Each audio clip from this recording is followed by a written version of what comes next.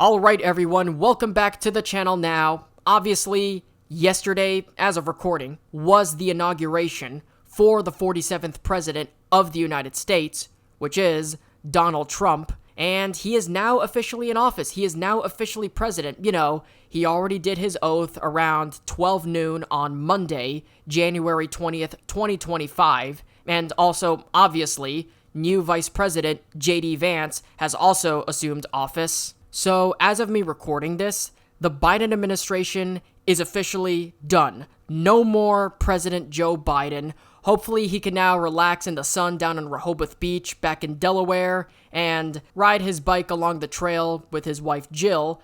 Please don't fall down over into the sand or something like that. So the Biden administration is officially over, and it has now officially transitioned into the Trump administration for a second time. There was obviously a ceremony, there were performances, there were parades, there was a big speech by President Trump, there were prayers and things like that led by pastors and reverends, speeches that were made by other people, pretty much, you know, the whole 9 yards we've gotten used to when it comes to inaugurations. You know, the president puts their hands on the Bible and says their oath. Trump didn't do so, and, you know, John Roberts also fucked up the oath, and after that oath, they usually say a few words and whatnot, and then they go on to sign all their executive orders and things like that. The speech that follows the oath of office is usually referred to as the inaugural address, and in that speech, in that inaugural address, and throughout the entirety of Inauguration Day, Trump did say and do quite a lot,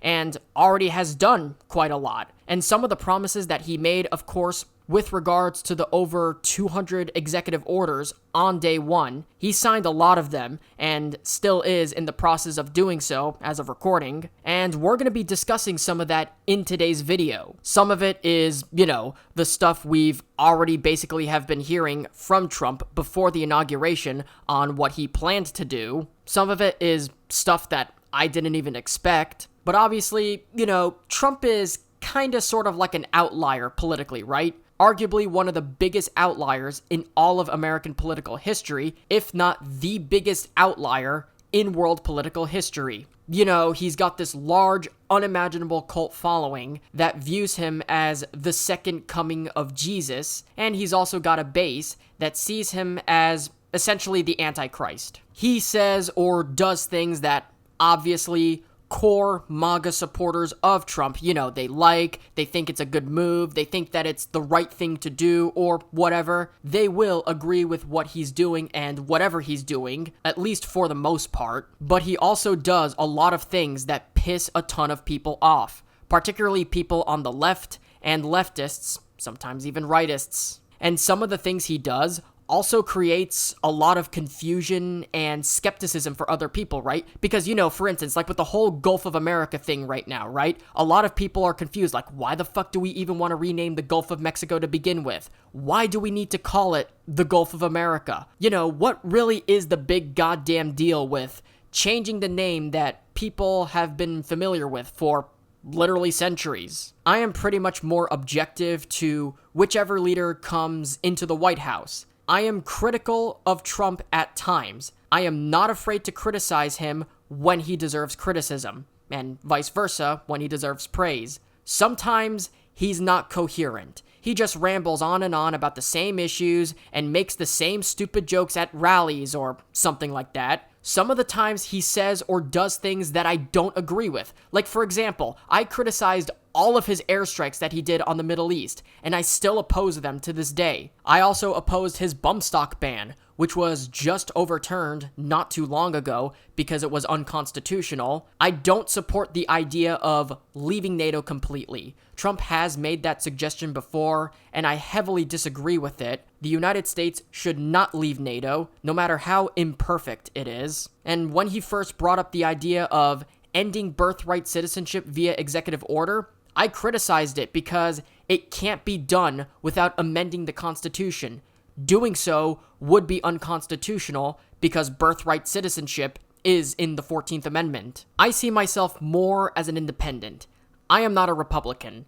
I am not a conservative. I am not associated with any specific party. On certain issues, you can say that I sound kinda liberal. And then there are other issues where I can sometimes sound conservative. Like I fall between the blue and purple quadrants on the political compass when I took the test. You know, I'm pretty liberal on things like gay marriage, bathrooms, marijuana legalization, environmentalism, stuff like that, and also pretty conservative when it comes to curbing illegal immigration, alongside the fiscal stuff like business, finance, taxes, things like that. I also support the Second Amendment and the right to keep and bear arms. I am a big supporter of freedom of speech, and I oppose all and any forms of censorship, regardless of who does it. So you can call me, I don't know, a populist libertarian, so to speak, with a little bit of hints of nationalist tendencies. I'm especially a pretty big fan of Ayn Rand, who is like the godmother of modern-day populism and libertarianism. So I still do have my criticisms. There is plenty of stuff that I don't necessarily agree with Trump on. I do not in any way consider him God Emperor. And obviously, I most certainly do not think he's the second coming of an Austrian painter. So President Trump, during his inaugural address, did say quite a few different things on what he plans to do for the nation, including some immediate day one actions that he is planning to fulfill, which, by the way, he can actually do whatever the fuck he wants right now. He can pretty much do anything. He has fully assumed office. He said his oath of office. Inauguration day, as of me recording, was yesterday. So, you know, I kind of just wanted to make this video to talk about the entire thing because, obviously, it's a massive event in American history. We finally got ourselves a new president. Well, new in quotation marks if you want to be technical, since he has been in office before. And not only just that, but there's just a lot of stuff to go through over here, right? So Trump is now officially doing his second term as president of the United States. He was the 45th president between 2016 and 2020. Well, more specifically, 2017 and 2021, but he won the 2016 election, was inaugurated in 2017, evidently. Joe Biden followed him, and then he wins the election again in 2024 to become president a second time. Quite frankly, a fairly rare situation in US politics for somebody to, you know, have a presidential term, leave office for a new administration to come in and take over, and then, after that administration, they just trebuchet their way back into office. In fact, out of all the 40-plus presidents that we have had in the history of this country, there has only been one president in U.S. history before Donald Trump that was able to serve 2 non-consecutive terms, which was Grover Cleveland, actually. So it's definitely and most certainly a taboo sort of thing, right? This presidency, I mean, just by looking at all the things that we have witnessed in the last 8 months, right? I mean, somebody attempted to take the president's life. It was within millimeters of him. The bullet strikes his ear. He jumps up. He raises his fist in the air. He gets the crowd all riled up. He yells fight to the crowd. His supporters break out in chants of fight and USA. He goes in. He gets onto podcasts like Joe Rogan. He does a space hangout on X with Elon Musk. And he wins the presidential election, winning all the swing states that he won in 2016, plus Nevada and almost New Hampshire. And even after everything that has happened before that, you know, January 6th, the Russia stuff, all the people who were already against him right off the bat, I mean, President Trump was quite unpopular with so many people, even in his, like, before his first term, while he was still just candidate Trump. So, you know, for someone to stick around so long in the political realm with so much avid hatred for him, with so many people in the media bashing him, making nonstop hit pieces on him, calling him a fascist, calling him a wannabe dictator, they're tenaciously trying to take him out, whether it be taking his life or imprisoning him on charges. They're calling him racist. They're calling him sexist. He hates the gays. He hates the Jews. He's America's Adolf Hitler. With all these different things that we have seen, it is such a fascinating anomaly to witness in American history. I mean, even the fact that Trump is the only president ever to even be convicted of a felony, the first president to be impeached twice, the first US president to have their residency raided by the feds. I mean, he certainly is a political trailblazer in American history. So President Trump has already discussed some of the things that he plans on doing, and I'm going to go ahead and showcase a few of those for you here and what it really means because, like I said, a lot of people are kinda and sort of confused on what they should expect because this is a new administration, we have a new president, you'll hear a lot of things on social media and in the news and things like that, and a lot of these people are just merely not quite sure on what they should expect. And this right here is exactly what we're going to be talking about in this video. Now, one of the big talking points of Trump that helped him actually win this election was his stance on illegal immigration and on border security and whatnot. So, according to President Trump, he is going to declare an immediate national emergency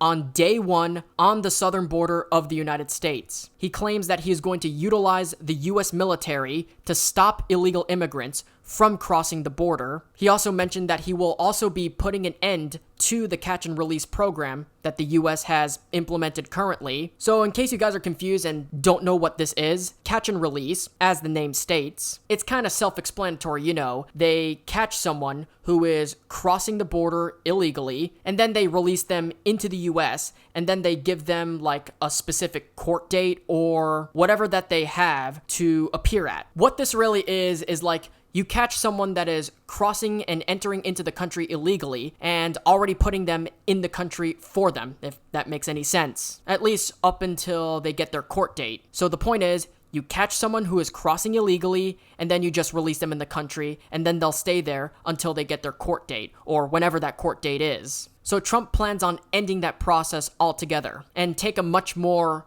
tougher and more hardline stance on the border, especially compared to the last administration, where the amount of illegal immigration that was coming into the United States actually exploded, and it led to a legitimate border crisis that had a lot of people concerned. You know, you had a lot of crime, you had a lot of killings, a ton of nasty stuff that was going on because we had a Swiss cheese border under the Biden administration. Now, Trump was already tough on the border in his first time around in comparison, but obviously the Biden administration and the Democrats in general, they are a lot more affectionate and, I guess in some cases, in favor of the illegal immigrants, right? If anything, they're considered way too sympathetic for them. So they sort of reversed a lot of those policies and started, you know, pulling that back a little bit. And it led to a lot of problems happening, especially close to the border, because, and I made this analogy before, it's like uninstalling antivirus on your computer and installing everything willy-nilly. So Trump is planning to push it back to where it was, if not doubling down and taking it a step further to try and curb the illegal immigration going on in the United States.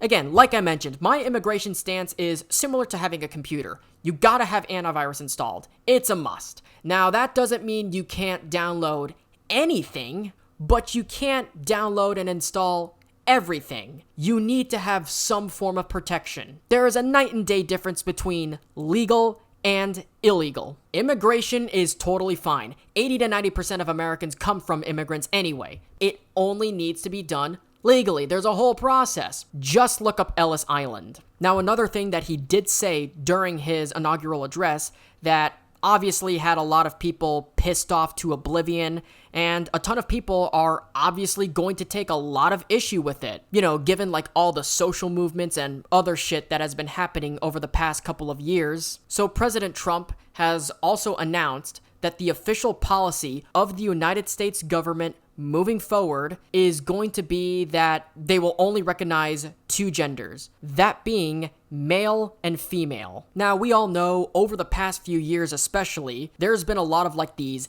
initiatives and these movements, political movements and social movements to try and introduce like new genders and things like that. You know, you have people going around saying that they're non-binary, they're intersex, they use they, them pronouns and all these other things, right? Like, you know, like there's like, you know, like 40, 50, maybe even 60 or more genders according to some people, and 1 billion different pronouns like she, sir, me, mer, ze, zer, xi, sir, etc., etc. They even went as far as stop using terms like Latino and Latina and went straight to Latinx, which, by the way, not a real word. Well, now, according to President Trump and the US government, they will no longer be recognizing that at the federal level. You are either a male or a female designated by the government. President Trump also had like this tagline that he has said many times before, where he says, "Drill, baby, drill," in reference to like coal, oil, natural gas, and all these other things. That was one of the things that I was anticipating to hear in his inaugural address. I expected energy independence, but, I never thought that he would actually say, "Drill, baby, drill," though. Obviously, coal, oil, natural gas, they're considered fossil fuels. They're non-renewable resources. They are pretty bad to the environment and carbon emissions and whatnot. And a lot of people, more specifically environmentalists, oppose the use of these energy resources and, drilling and fracking for more of it and all sorts of other shit because of these reasons. But President Trump has confirmed that he is going to be declaring another day one executive action with regards to our energy sector, and we will be authorizing more drilling and more fracking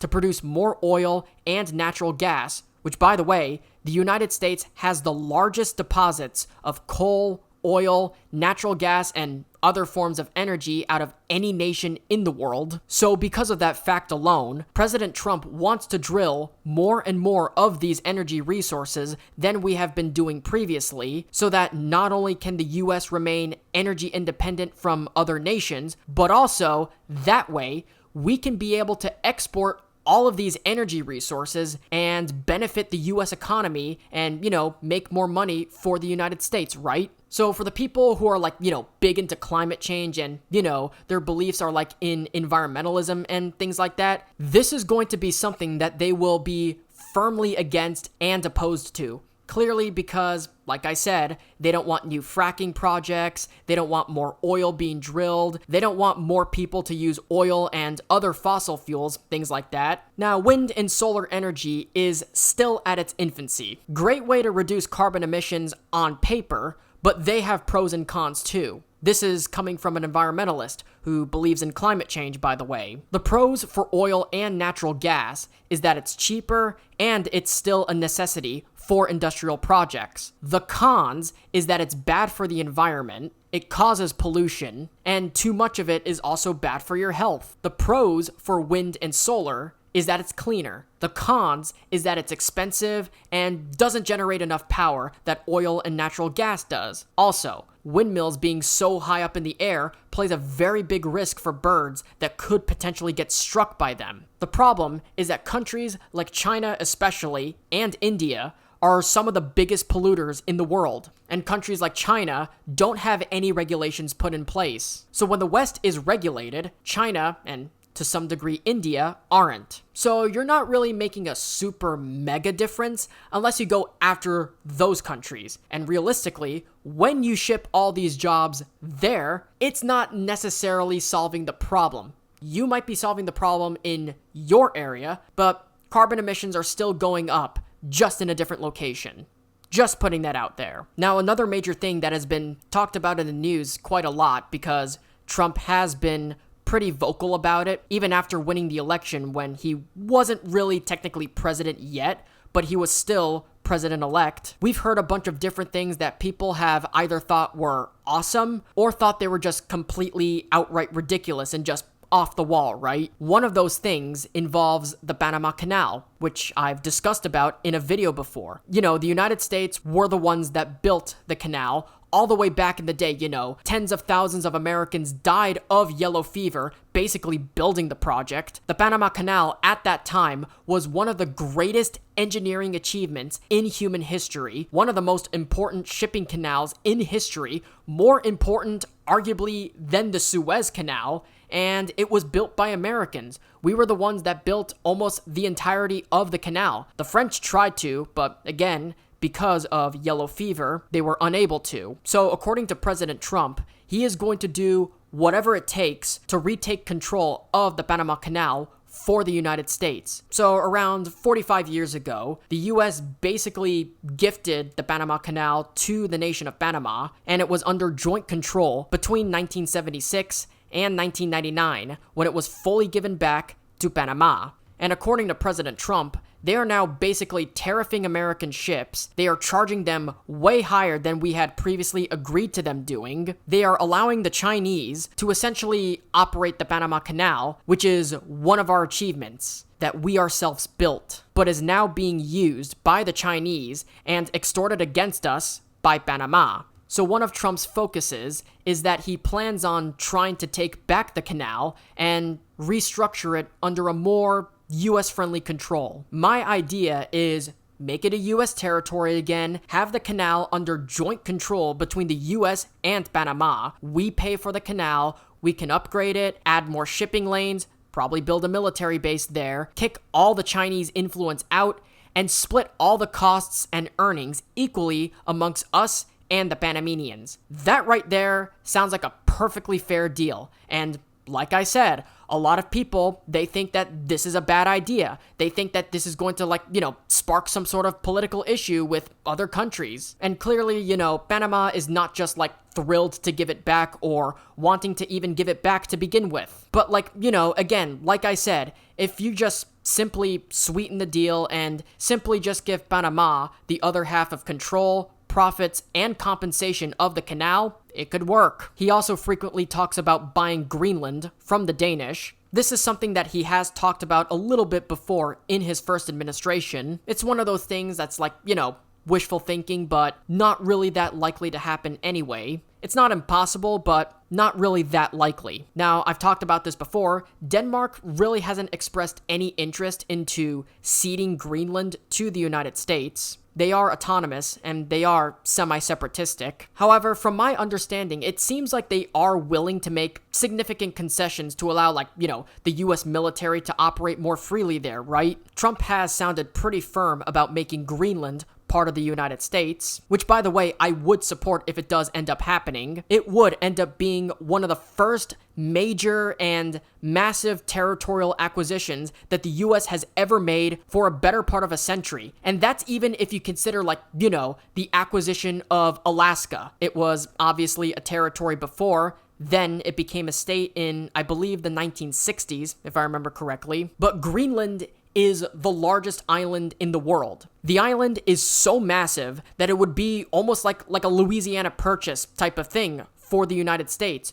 where we have never seen that much territory, at least in our lifetimes, brought under the jurisdiction of the US. It would actually make us a little bit larger than Canada if we were to annex it. So Trump has sounded pretty firm about trying to make that happen. He's also joked about, Canada joining the US and becoming the 51st state. Obviously, I think that one is pretty out there. I don't really see that happening. Really, it's just Trump sending jabs over to Prime Minister Justin Trudeau. That's really what this all is. Although it would be a very aspiring plan, to say the least, considering that it's not like Greenland. Greenland is a territory of Denmark, while Canada is its own independent sovereign nation. It's part of the British Commonwealth too, and it recognizes the British Crown as its head of state. Again, Canada is not going to become the 51st state. That's just him trolling Trudeau, who will be leaving his role as Prime Minister in about a couple of months, if not sooner. So there's obviously a difference there. Speaking of which, Trump also wants to rename the Gulf of Mexico to the Gulf of America.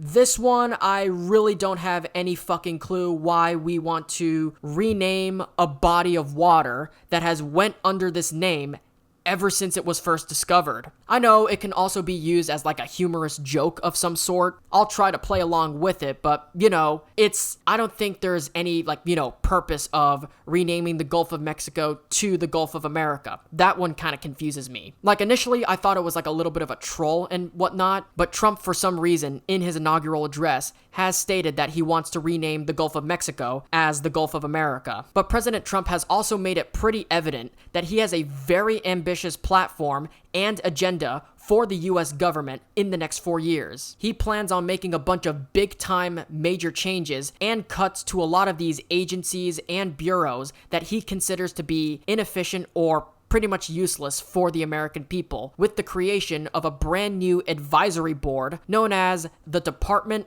of Government Efficiency, or DOGE, which is going to be co-headed by both Elon Musk and Vivek Ramaswamy. Now, Vivek Ramaswamy will not be a part of the Trump administration and will not be co-heading DOGE along with Elon, as previously mentioned. There are rumors, though, that he was simply dismissed from that role for his previous comments on Christmas of last year, calling Americans lazy and advocating for more H-1B visas, which didn't really roll well for a lot of Americans, including liberals. I also heard speculation that he simply departed on his own, so that way he can run for governor in the state of Ohio, so I guess we'll have to wait and see how that one works out.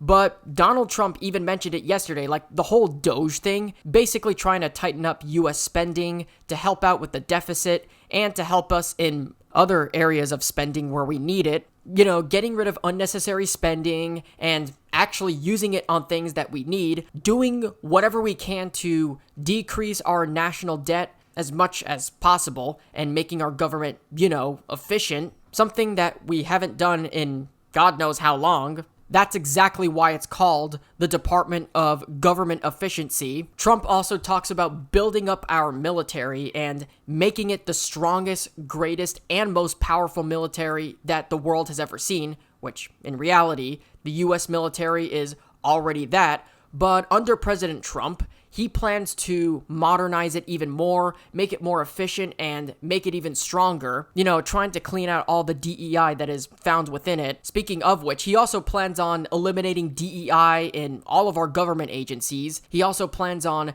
getting rid of all the wokeness in schools like the 1619 Project and critical race theory, amongst other things. So there's obviously a shit ton of ambition in this administration to make a lot of these changes, and clearly, there is a shitload of divide on these issues when it comes to the American people. One thing he didn't mention, if we talk about something unifying, was what he was planning on doing for the 250th anniversary of the US, which is coming up next year. He did talk about it a little bit once he won the presidency, that he's planning on like a little year-long national festival in Iowa with like a bunch of parades, festivals, innovation, and showcases in like little sanctuaries and pavilions for everybody across the country and the world to see. And Trump seems to have very ambitious plans with this too. He also didn't mention any of the pardons like Ross Ulbricht and Julian Assange, but I think that's separate,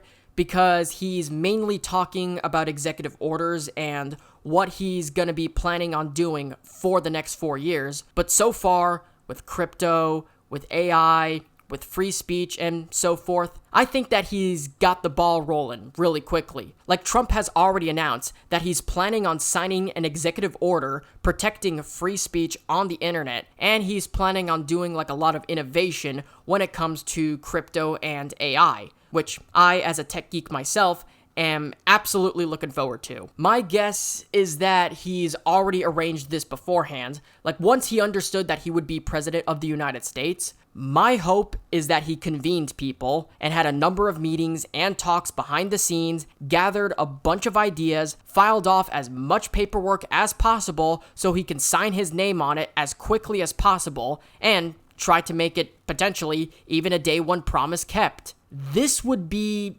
kind of Trump's management style. He's a very efficient man when it comes to this sort of shit. But just to look at the transformation of Donald Trump over the last decade, right? He comes into the political realm, goes right down the escalator, a complete and total noob, right? This was his first time entering into politics. Nobody expected him to run for president in 2016. He comes up on stage against people like Jeb Bush, Ted Cruz, Marco Rubio, Chris Christie, who these people are career politicians. Some are essentially family politicians. Like, for instance, in Jeb's case, his brother and his father were both president. He faces all of these political opponents, people like Hillary Clinton in the first election, whose husband was president before. He wins when nobody thought that he was ever going to win. He gets all these accusations against him that he supposedly colluded with the Russians, with the whole Mueller investigation. He gets impeached once in 2019,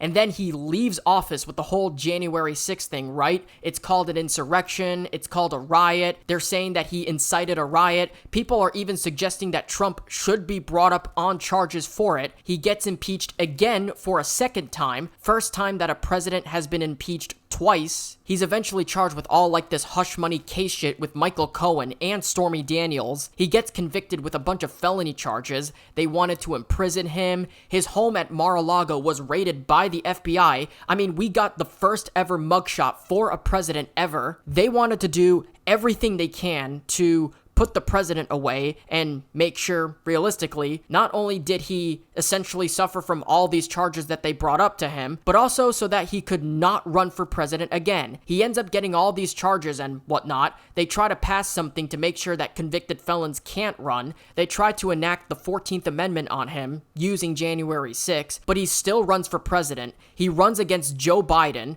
Joe Biden drops out of the election. He then faces Kamala Harris. He's then shot and survives an assassination attempt, one of the only modern assassination attempts on a president that we've seen, at least in the 21st century. Correction, he actually survives 2 assassination attempts put on him. He goes on to win the election for a second time, makes history in so many ways with that win, in arguably one of the biggest electoral landslides that we have ever seen in history, and even winning the most votes out of any Republican president in history. And then, now here we are again. I mean, whether you hate President Trump, or you love him, or you see him as God Emperor, or you're indifferent on him, or you're neutral, or you don't care whatsoever, at this point, it's just no secret that anybody can't deny that what he has done is arguably one of the greatest, craziest, most unbelievable, most unprecedented, and the most memorable political comebacks in all of American history. I mean, think about it this way. When you look through the history books, there really isn't any other situation or person who has pretty much done what Donald Trump has done. It seems like every time people count him out, like, oh, he's just crazy, nobody likes him, no one's ever gonna vote for him, you know what I mean? The legacy media would chastise him pretty much all the goddamn time. Every time something like this happens and Trump is the underdog, he just somehow finds a way to come out on top and become president. And he did it twice. He didn't do it once, maybe even 3 times if you're crazy enough to count the 2020 election. And you may not agree with all of his decisions and what he has said or done, but it's still a pretty insane and fascinating thing to see. Because everything that we just witnessed in the past 8 years or so, all the crazy shit that we just saw unfold throughout the Trump saga is absolutely, most certainly in 25, 50 to 100 years going to be in the history books. Guaranteed. Now, obviously, the real question is this going to be on the right side of history or in the wrong side of history? Will this be as part of a second, third, fourth, or however many golden ages for the United States? Or is this just going to be another asterisk and another annotation in the fall of the great American empire, right? So if you have it Trump's way, and you wear that MAGA hat proudly, then this is the dawn of a new American expansion, of a new golden era for the American people. Of course, Trump still has his critics and detractors who do not like him, who believe that this is the rise of fascism in the United States, and this is essentially another dark age for our country. And they call his supporters and voters National Socialists, and saying that America now has its own equivalent of the funny mustache dude who hates tiny hat people. As of right now, we're only just about a day or 2 or so into the new administration, so I guess we'll just have to give it some time to see how everything plays out, see what really Trump is able to accomplish and what he isn't able to accomplish in his second term. But I do welcome a new Trump administration. So far, there are things that I do like what I'm seeing, and some things that I disagree with, obviously. But either way,